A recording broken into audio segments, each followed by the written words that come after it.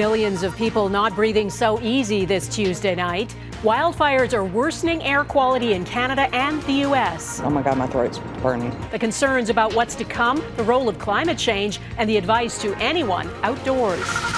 A huge dam in Ukraine collapses, the thousands forced to flee, and the questions about who's to blame. Prince Harry cross-examined his case against British tabloids and why he feels he can't trust anybody. Now on par, the surprise merger ending a major feud in the golfing world.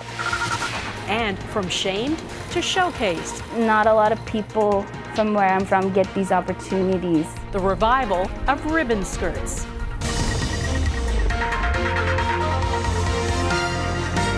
Global National with Donna Friesen. For tens of millions of people, there is no escape from the effects of Canada's explosive wildfires. Smoke is blanketing multiple cities: Toronto, Ottawa, Montreal, New York City, and Washington, D.C., all shrouded in a thick veil of smoke that has reduced air quality and could stick around for some time. Good evening and thanks for joining us. We take clean air for granted in Canada, and these wildfires are a wake-up call. Even if you're not threatened with flames, the choking smoke can still affect you. Air quality in some of North America's biggest cities has plummeted, and warnings are in place for tens of millions of people where conditions are the worst, seen on this map in purple and red. This afternoon, both Toronto and New York City were ranked among the 10 major cities with the worst air quality in the world, and it's even worse in many surrounding communities.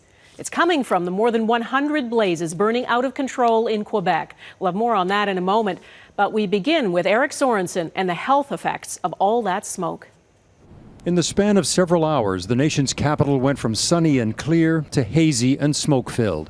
Kids' soccer matches were called off, and many are staying indoors. I walked to get coffee and a croissant, and I'm like, oh my God, my throat's burning. Riley Schnurr is back to wearing a mask. I feel more out of breath, but I mean, the mask obviously helps a little bit. But yeah, it's more just like concerning, I think, to see the city looking like this. The air quality in much of eastern Ontario was declared high risk, especially for those who are susceptible. Respiratory symptoms, hospitalizations, asthma exacerbations, and in that broader population, we'll also have more folks who are particularly vulnerable to experiencing those effects. The smoky haze is not only covering large areas of the country, it's pushing into densely populated cities. The smoke is sweeping south from forest fires in Quebec, affecting Toronto, Montreal, Ottawa, but it's continuing on into the northeastern U.S., affecting even more people. Today, the New York City skyline looked a lot like the Toronto skyline, the U.S. and Canada's most populous cities awash in haze. The National Oceanic and Atmospheric Administration forecasts more smoke blowing down over southern Ontario in the next day. If it's getting worse in the next 24 or 48 hours, it's going to be really bad. It's quite staggering. The fire and smoke may subside, but the long-term outlook is worrying. Climate change is bringing hotter days and a longer wildfire season. That means more people will require treatment in the short term, and more will develop respiratory problems long term, further taxing the healthcare system. Those fires are, creating this air quality and health hazard, which, will add up to long-term public health challenges.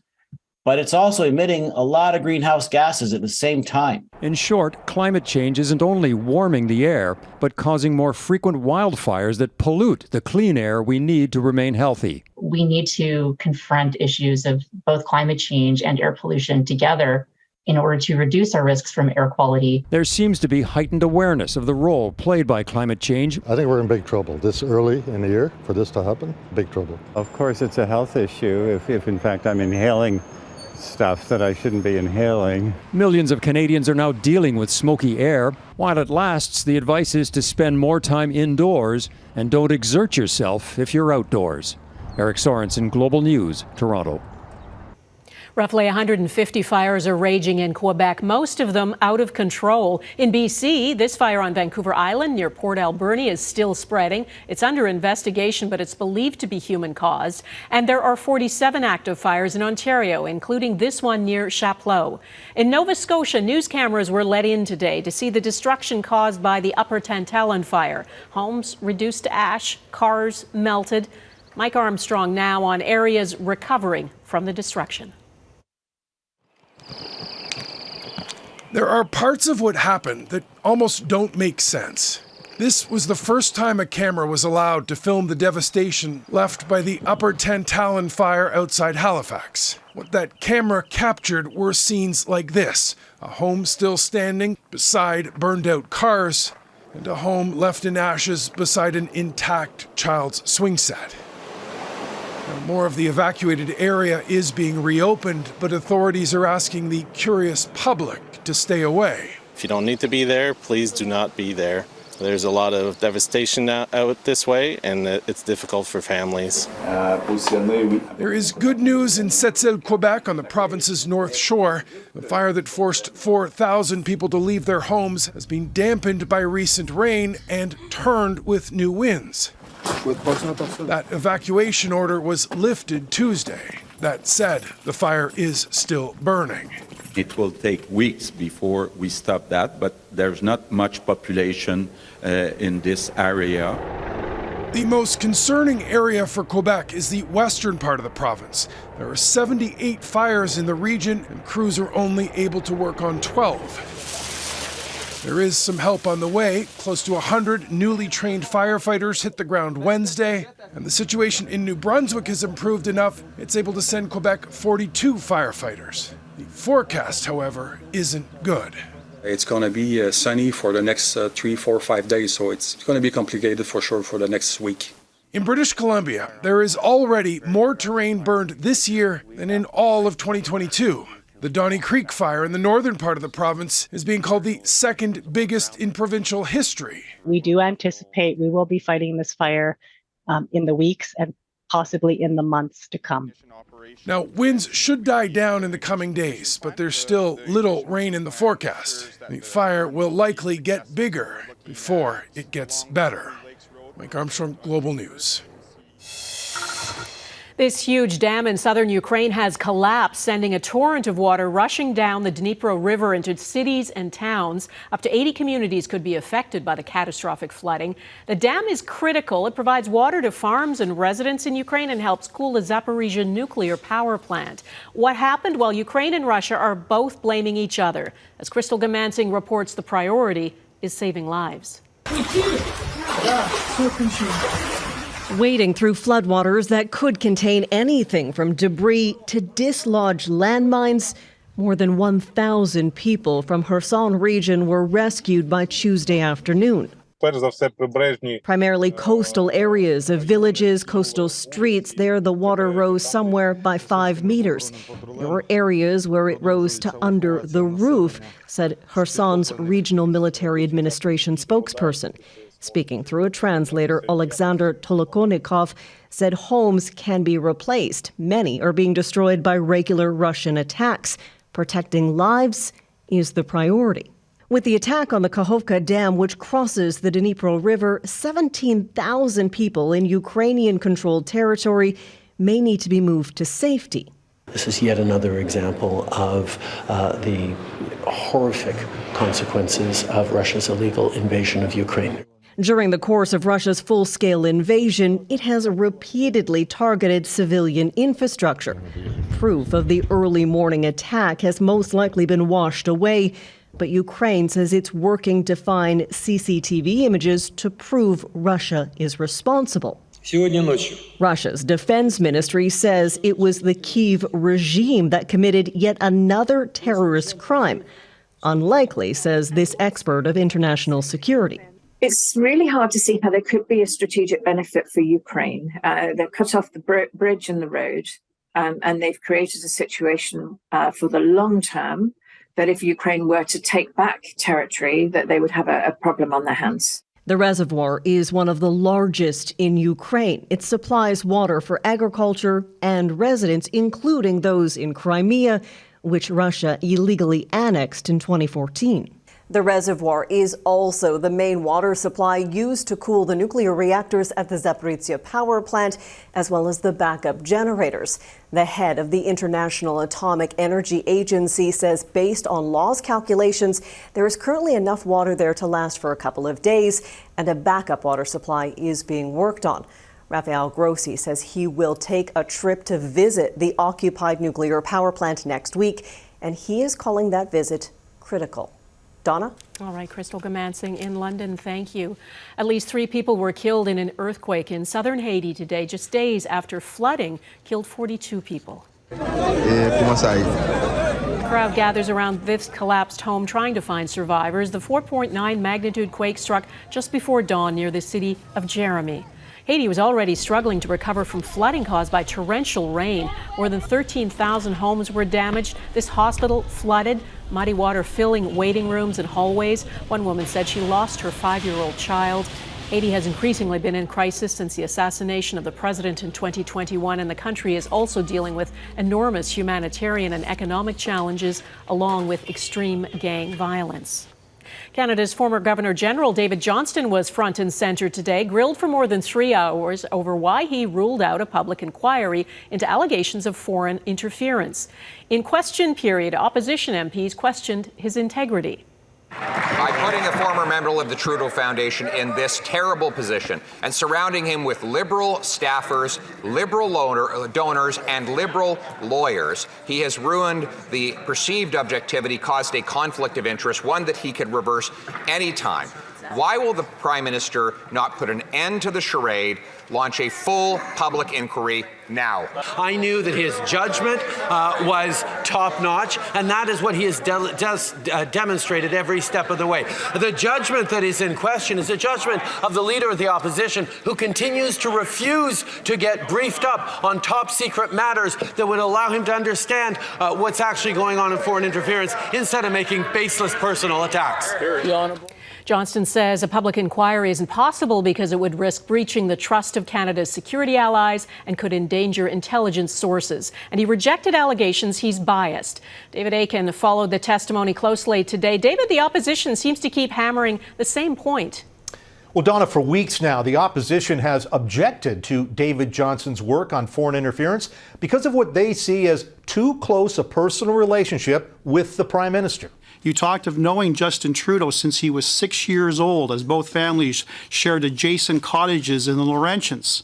In 2017, sir, the Prime Minister paid tribute to you, calling you a family friend and a friend of his father. Liberals on the committee sharply criticized the Conservatives for their attack on David Johnston's integrity. It was nothing more than a character assassination or conspiracy theories. But it was not just the Conservatives. The Bloc Québécois and the NDP joined them by zeroing in on the lead counsel, the lawyer that Johnston hired to help with his inquiry, Sheila Block. Public records show Block has donated thousands of dollars to the federal Liberal Party. The fact that the lead counsel repeatedly donated to the Liberal Party and attended a fundraiser with the Prime Minister as late as 2021, that this appearance of bias to a reasonable person would undermine the work that you're hoping to do. I do not see a conflict. Sheila Block is a preeminent counsel. MPs also questioned Johnston as to why his report failed to mention the Trudeau Foundation and why he failed to interview MP Han Dong, or why he failed to mention the so-called Chinese police stations in Canada. Johnston, for his part, said those topics were not critical to the central issue MPs should focus on. I'm anxious that we get to the real issue here, which is foreign interference. Let's look at this report with our recommendations. Let's review it. And let's move with urgency on dealing with a problem which is very, very serious. But opposition MPs say that's precisely why a public inquiry is required. How on earth are we to get the answers we need to play our constitutional role and hold this government accountable?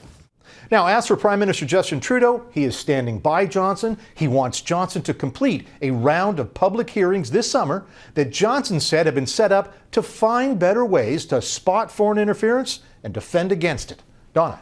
David Akin in Ottawa. Thanks, David. Prince Harry taking on the tabloids, coming up his testimony against newspapers he says hacked his phone.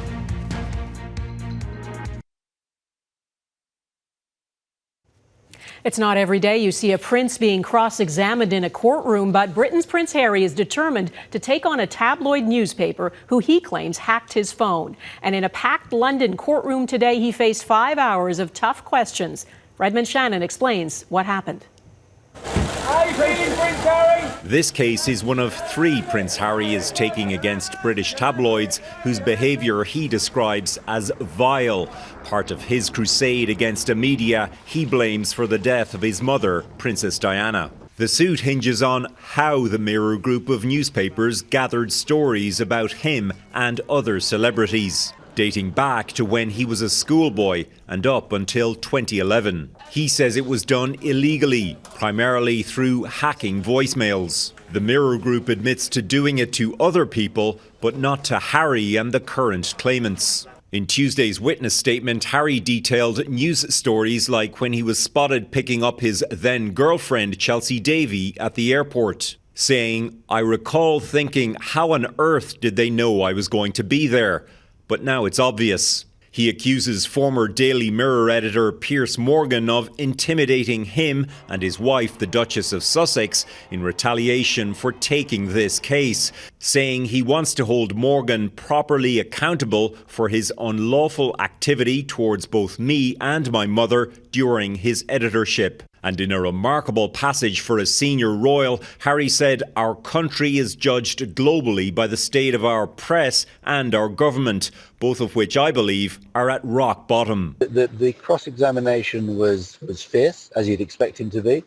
Harry himself was calm, he was cool. Steve Barnett is a press reform advocate who was in the court. He says the Duke is in a unique position to push for changes in the industry. That as far as he's concerned, he's got nothing to lose. You know, any skeletons that he may have had have long been thrown out of the cupboard.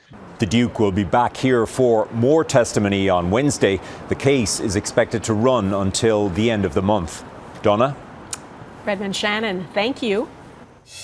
Construction catastrophe ahead. The bridge in India that collapsed while it was being rebuilt.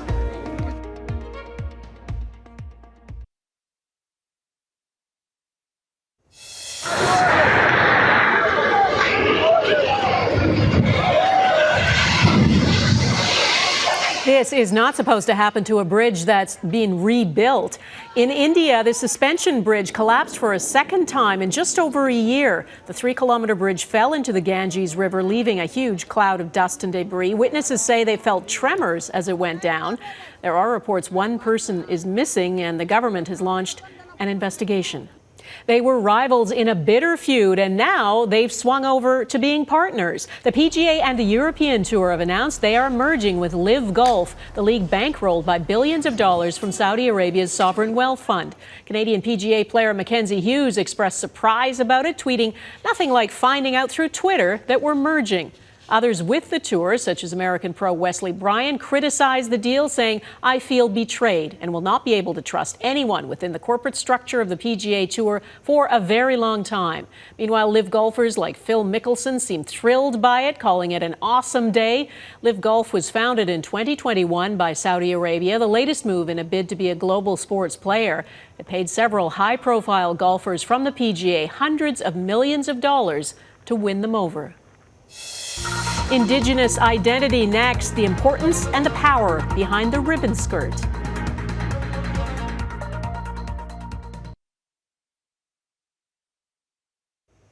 It's not often a piece of clothing can be a symbol of resilience, survival, and identity.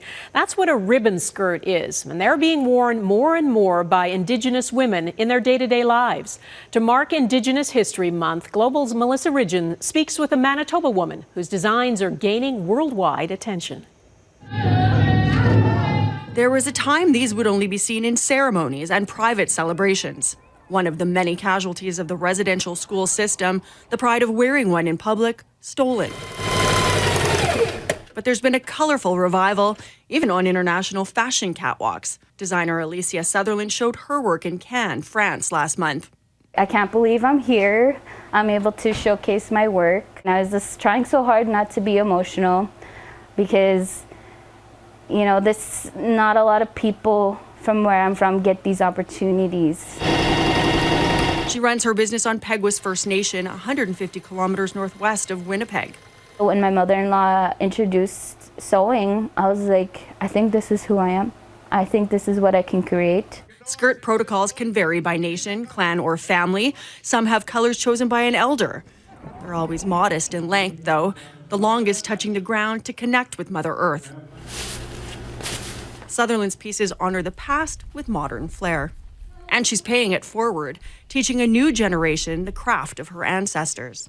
It made me happy making it. Felt good to make it. It was a young girl who put ribbon skirts in the national spotlight back in 2020. 12-year-old Isabella Kulek was shamed by a staff member at a Kamsack, Saskatchewan school for wearing one. It sparked an uprising, and ultimately National Ribbon Skirt Day was celebrated for the first time ever this past January.